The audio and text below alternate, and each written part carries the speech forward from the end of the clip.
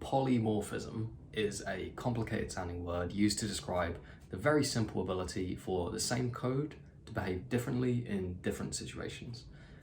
What do I mean by that? Well, here's an example. The plus operator can be used to add integers together, as well as combine strings. But in each case, it does something different.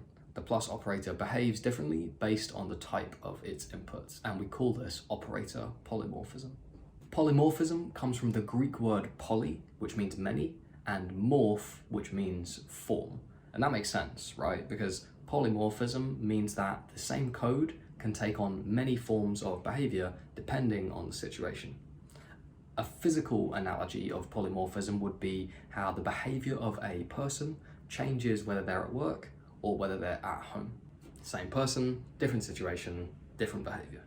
And this case that we've seen here is one of the benefits of Python being a dynamically typed language. You don't need to specify the type of the input that can be one of potentially many different classes. Python will figure it out for you. We can also have function polymorphism, which is where a function behaves differently based on the type of its inputs. So here, the same len function is used to calculate the length of several different data types. Calculate the length of a string, length of a list, how many elements are in it, and the length of a dictionary, how many keys does it have. The function behaves differently based on the different type of inputs. Same function, different situation, different behavior. The final type of polymorphism I'll talk about is class polymorphism.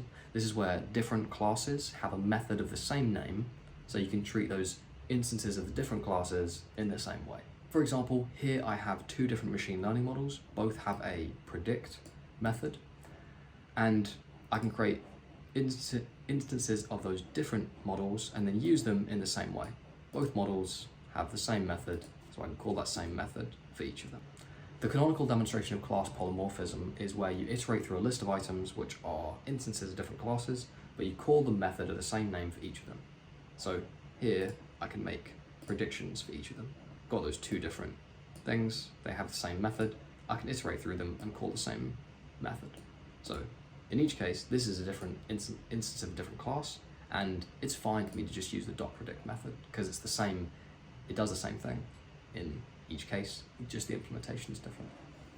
And another similar example is the different behavior exhibited by the method in one class and the same method in a class which inherits from the other one. So here I've got a kind of base class model, might have many different types of this thing called a model, and they're each going to behave differently, but they're all going to have a predict method.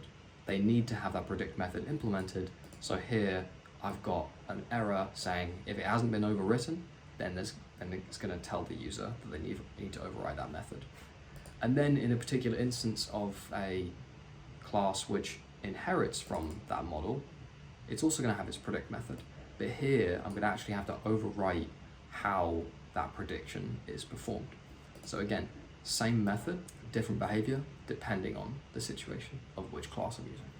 So overall, just remember that polymorphism is a principle that means the same code, operators, functions, methods, classes, etc., can behave differently in different situations.